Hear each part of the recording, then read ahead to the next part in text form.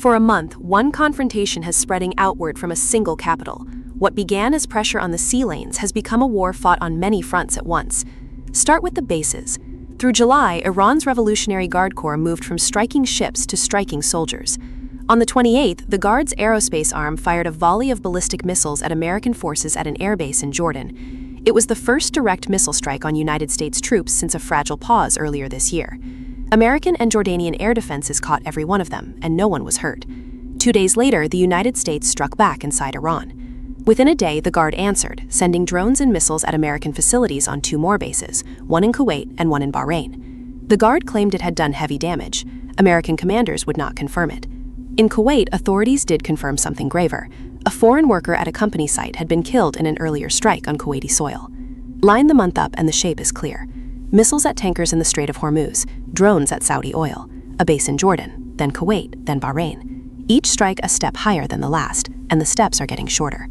The Strait alone carries close to a fifth of the world's oil, and this month the price of it has climbed by more than 20%. Here is what ties the fronts together. The Revolutionary Guard answers to Tehran. So do the Iraqi militias Iran has armed for years, and so do the Houthis in Yemen. In late July, more than 30 drones from those Iraqi militias flew at Saudi oil sites near the eastern province and the capital. Saudi defenses shot them down, and the kingdom blamed groups operating out of Iraq. Baghdad denied its ground had been used. One capital, many hands, reaching for the Gulf from every side. And the reach does not stop at the Gulf.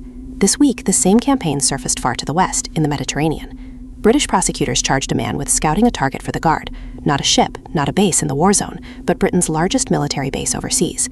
It is RAF Akrotiri, on the southern coast of Cyprus, a hub for British air operations across the region. Investigators allege the watching ran for weeks, with long-lens cameras and encrypted messages to a handler tied to the Guard. The charges have not been tested in court. It is the first case British police have ever built entirely abroad, and it puts the Guard's eyes on a Western base far from the war it is fighting. None of this is a forecast. Every strike, every claim, every denial is already on the record. One war opened on many fronts at once and still widening. Read the full dossier and ask it anything. Proxy dossier.